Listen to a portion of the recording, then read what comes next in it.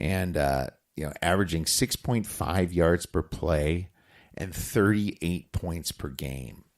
That's pretty huge for Michigan, okay? That's a different Michigan team. So they've been probably licking their chops to get some revenge here from last year, Big difference between yards per play this year and defensive yards per play. It's like almost 3 yards. Now, Michigan has been playing some tomato cans. Don't get me wrong. They played that first game against Notre Dame when Notre Dame had Wimbush in, and they lost that. They played Western Michigan, SMU, Nebraska, all easy teams.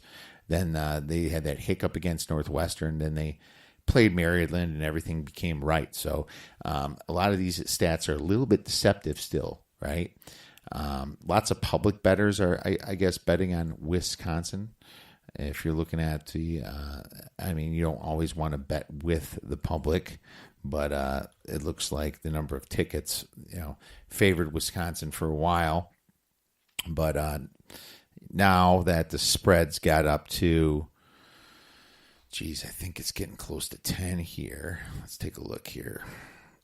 Yeah, +9. It went from +6.5 to +9. More money is going to come on Wisconsin, but 61% of the tickets were on Wisconsin, but only 54% of the money. So a little bit of a discrepancy there, not huge. But, if you look at how well Michigan's been gelling on offense, it's hard to not take them at the -6.5, -7. My number's -6.5 Michigan, okay? But I'm not touching it. It's all the way up to 9 now. I'd almost lean Wisconsin here, but it's a no play for me because Wisconsin's injuries could make them get blown out, and Michigan's been pretty, I would think they've been pretty healthy. Gary's probable to come back. Man, Donovan's Peoples-Jones, that guy is a beast, and they need to double coverage him, especially with that bad safety. If they can't get to Shea Patterson, Wisconsin could get blown out. So I actually like the play the over. I like over 47.5 because I think Wisconsin scores in the 20s here, and Michigan definitely scores in the 20s, if not in the 30s. But I would lean Michigan at -7.5, -8, +9. It's absolute no play for me. So wanted to cover that game.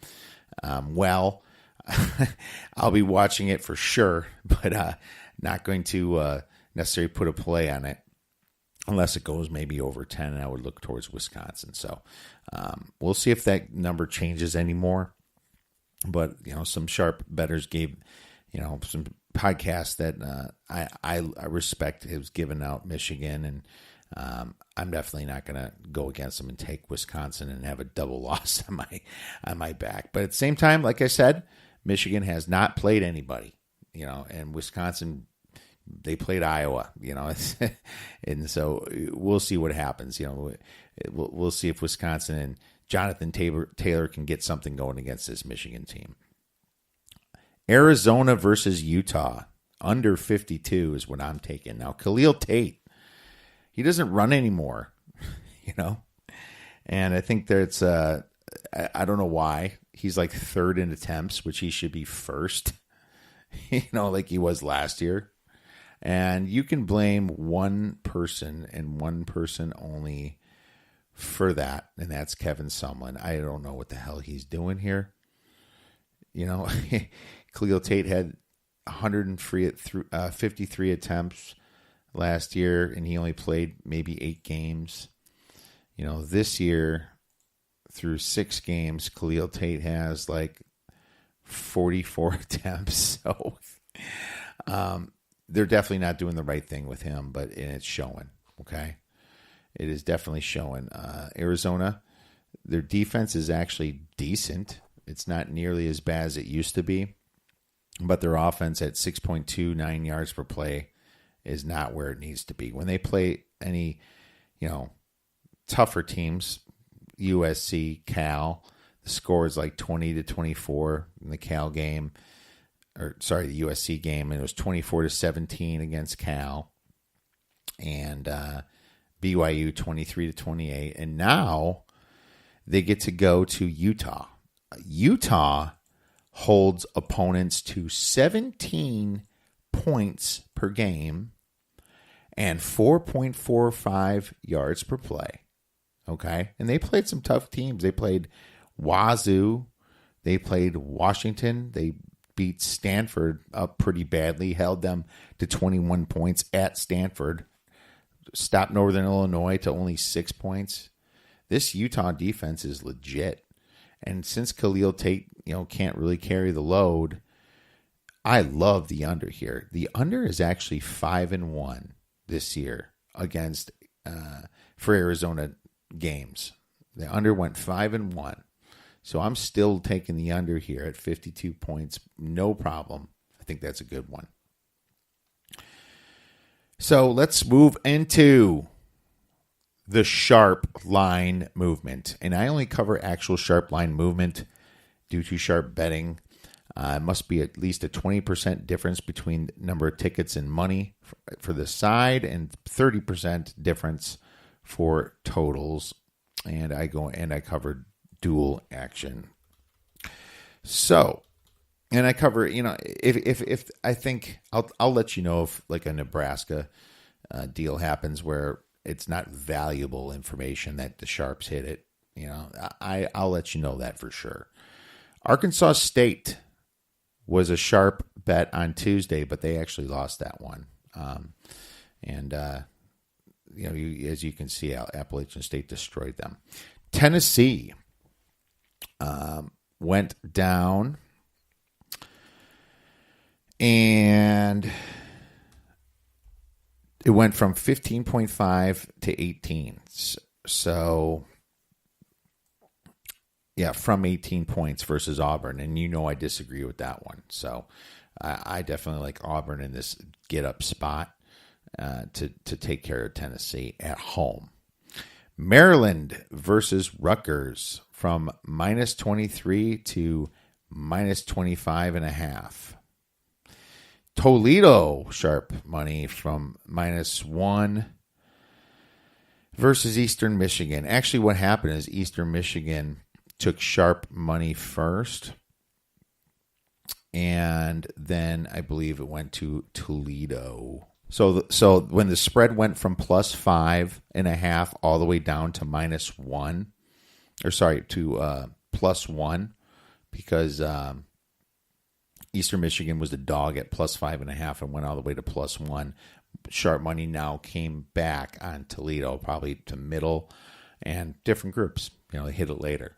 So the sharp money started at Eastern Michigan, and now it's on Toledo. Buffalo -9 to -12. As we know, Buffalo's the super hot team. Hard to find value for me now. We do have that Buffalo ticket for the future to win the MAC at 12-1. Nebraska +9, down all the way to +4. Huge overkill, like I said before. K-State from +7.5 to +6.5, hosting Oklahoma State. Central Michigan from pick all the way to -5, hosting Ball State. Old Dominion hosting Marshall, +4.5 to +3.5. Pretty large one at 31% difference.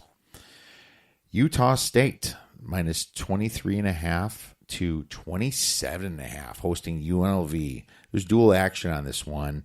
91% of the money's on Utah State. Now I think it's because UNLV has quarterback issue, like our injured quarterback. UCLA +7.5 at Cal with a 41% difference.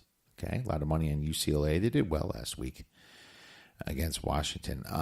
Wyoming +19.5 to +18.5, hosting Fresno State. Nevada +19.5 to +17, hosting Boise State. People are selling Boise State, as you can see. Totals. Sharp totals. Texas State versus Georgia Southern under to 49 from 51. Air Force versus San Diego State under to 43.5 from 44.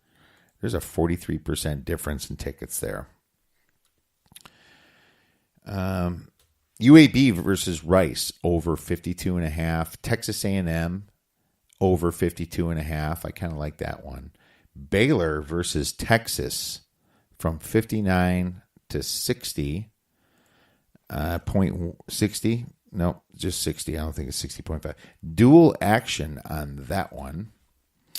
And Army versus San Jose State under 54 to 52.5. 51% difference there. That's a big difference. Everyone hit that under. Purdue versus, every sharp hit that under. Purdue versus Illinois' over went from 56 to 62. That's a large move. I don't like it at 62 anymore. I know Illinois plays pretty fast. They are really inefficient at the red zone. Purdue plays pretty fast themselves, but that's pretty close to where I would make the number. UCF versus Memphis, Central Florida, 77 to 81. No surprises here, and this is dual action. Georgia versus LSU, under from 51 to 50.5. Louisiana Monroe versus Coastal Carolina, under went from 66.5 to 65.5. Hawaii versus BYU, under 56. Still some value there.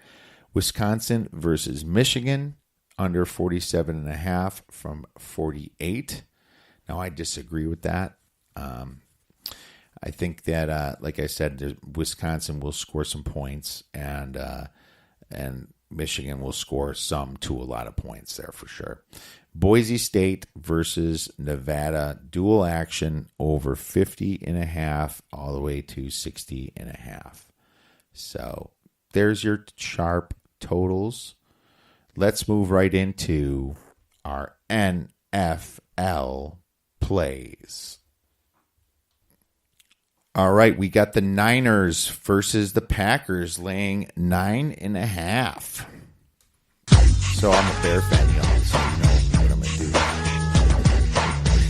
This situational handicap will work against a 49ers team without a real quarterback. Packers over doubled the Lions' yards last game and still lost due to 3 fumbles, 4 missed field goals. I mean, when you miss 4 field goals, that's 12 points. And 3 fumbles. Come on. They doubled the Lions' yards. There's sharp money on the Lions, too. And they actually got the opposite of a bad beat right there. They got one they didn't deserve. The Packers' defense is improving, I think. They're only giving up 22.8 points per game. They're actually number 4 in yards at 313. That's the key to this handicap. The 49ers are on their second quarterback who likes to throw the picks. He has less than a 1-to-1 TD interception ratio. CJ Beathard, that is pretty bad.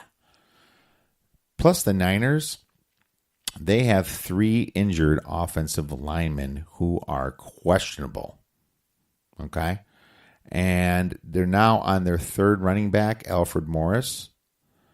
Green Bay should be getting some guys back from injury like Geronimo Allison, Randall Cobb.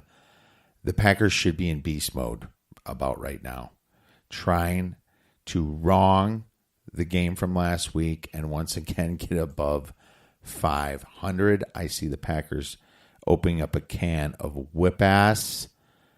I think you have to take the 9 points and lay them. You better lock it up. You better lock it up. No, you lock it up. You lock it up. Lock it up. Lock it up. Chicago versus Miami. Plus 3.5.